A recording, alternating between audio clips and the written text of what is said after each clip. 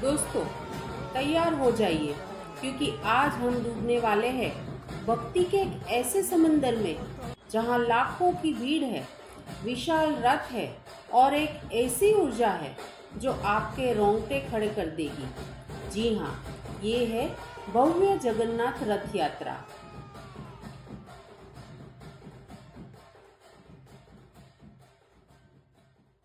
जहाँ आस्था पहियों पर चलती है, तब भगवान खुद चलकर भक्तों के बीच में आते हैं और तब शुरू होती है दुनिया की सबसे भव्य यात्रा, जगन्नाथपुरी की रथ यात्रा। जहाँ पर हर कदम पर भक्ति है, हर चेहरे पर विश्वास है और हर दिल में एक ही नाम, जय जगन्नाथ। इस दिन भगवान खुद चलकर रथ में बैठकर भक्तों के पास आते हैं। जगन्नाथपुरी की रथ यात्रा यानी भक्ति, आस्था और परंपरा का महासंगम। ये सिर्फ भगवान के दर्शन नहीं है, बल्कि एक अनुभव है। नमस्कार दोस्तों, मैं हूँ बीना कपाड़िया। चलिए, आज मैं आपको ले चलती हूँ जगन्नाथपुरी की रथ यात्रा पर, जहाँ पर हम जानेंगे इससे जुड़ी सारी बातें और सारे रहस्य। आषाढ़ी बीज और जगन्नाथपुरी की रथ यात्रा, ये दोनों हिंदू पंचांग के अनुसार आषाढ़ माह की शुक्ल पक्ष की द्वितीया को मनाया जाता है, जिसे आषाढ़ी बीज भी कहते हैं। गुजरात में इसे कच्छी नव वर्ष और देश भर में इसे जगन्नाथपुरी की भव्य यात्रा के अवसर पर शुभ अवसर समझकर मनाया जाता है। यह दिन बारिश की शुरुआत और कृषि समृद्धि से भी जुड़ा हुआ है। इस दिन वातावरण की नमी की जांच करके आने वाले महीनों में अच्छी फसल का अनुमान लगाया जाता है। भारत के उड़ीसा राज्य के पुरी शहर में भगवान जगन्नाथ जी की रथ यात्रा दुनिया की सबसे प्रसिद्ध और सबसे बड़ी रथ यात्रा मानी जाती है। इस दिन भगवान जगन्नाथ जी के साथ उनके भाई बलभद्र और बहन सुभद्रा जी की भी भव्य रथ यात्रा निकलती है। दोस्तों, क्या आप जानते हैं इन तीनों के रथ के नाम क्या है? भगवान जगन्नाथ जी के रथ का नाम नंदी घोष, बलभद्र के रथ का नाम तालध्वज और बहन सुभद्रा जी के रथ का नाम देवदलन है। स्नान पूर्णिमा का दिन यानी ज्येष्ठ पूर्णिमा का दिन भगवान जगन्नाथ जी के प्रकटोत्सव के रूप में मनाया जाता है। इस दिन भगवान जगन्नाथ जी, भाई बलराम जी और बहन सुभद्रा जी को रत्न सिंहासन से उतारकर मंदिर के परिसर में ही बने स्नानागार मंडप में ले जाया जाता है। वहां पर 108 कलशों से उनका शाही स्नान किया जाता है। ऐसी मान्यता है कि ये स्नान के बाद प्रभु बीमार हो जाते हैं, उन्हें बुखार आ जाता है।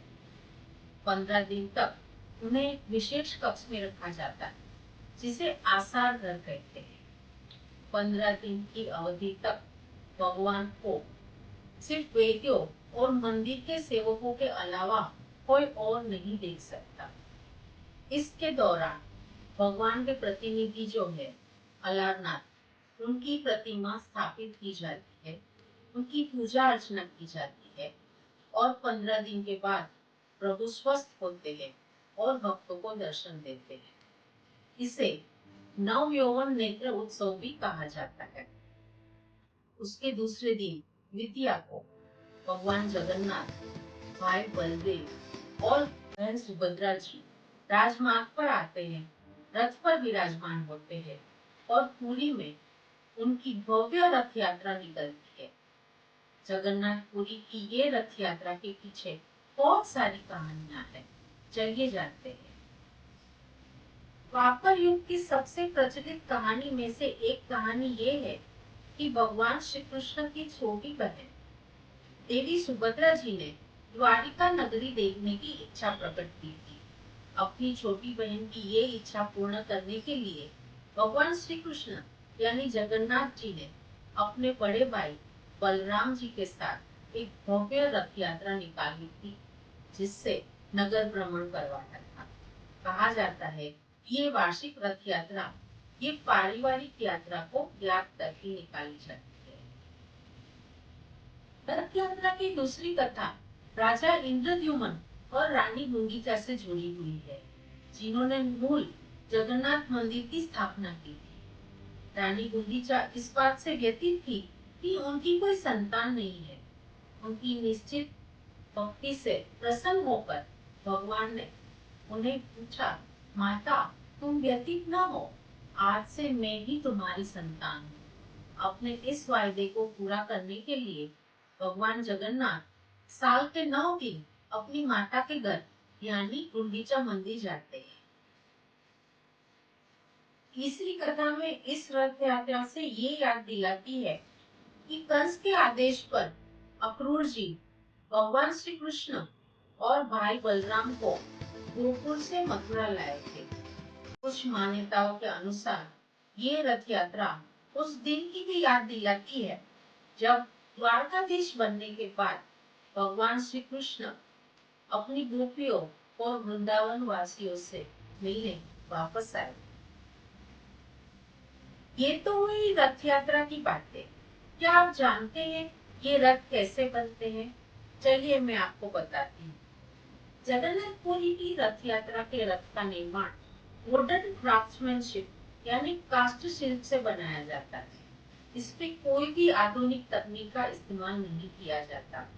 विशाल और भारी रथ का निर्माण करने के लिए कोई भी लोहे का कील या नट बोल्ट का इस्तेमाल नहीं किया जाता, बल्कि लकड़ी के टुकड़ों और खांचों की पुरानी तकनीक का ही इस्तेमाल किया जाता है।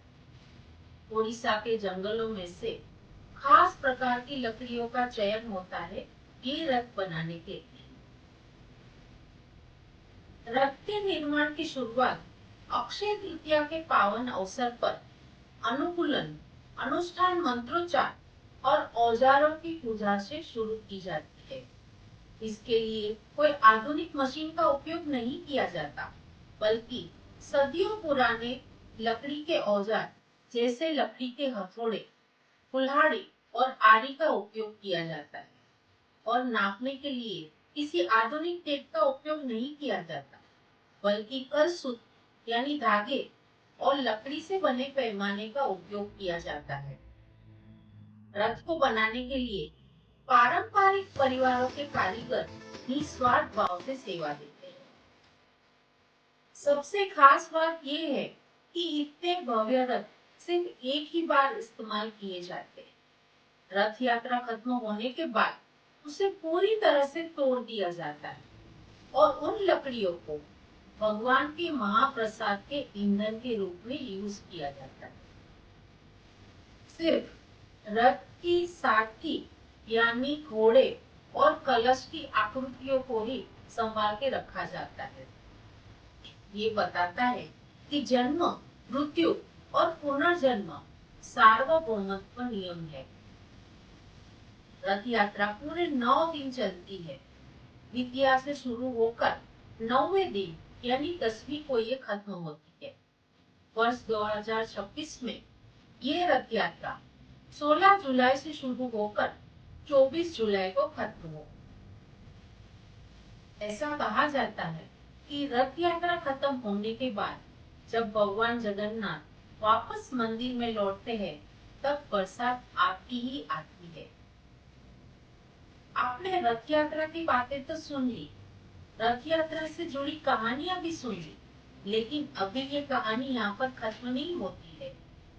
मंदिर से जुड़ी कई कहानियां अभी बाकी है। जगन्नाथ मंदिर का हर एक पत्थर एक नई कहानी सुनाता है। जगन्नाथ मंदिर में कई ऐसे अनसुलझे रहस्य हैं जो आज भी साइंस और दुनिया को हैरान कर देता है। अगले भाग में हम वही रहस्यों की परतें खोलने की कोशिश करेंगे, तो अगला भाग देखना भूलिएगा मत। तब तक के लिए जय जगन्नाथ।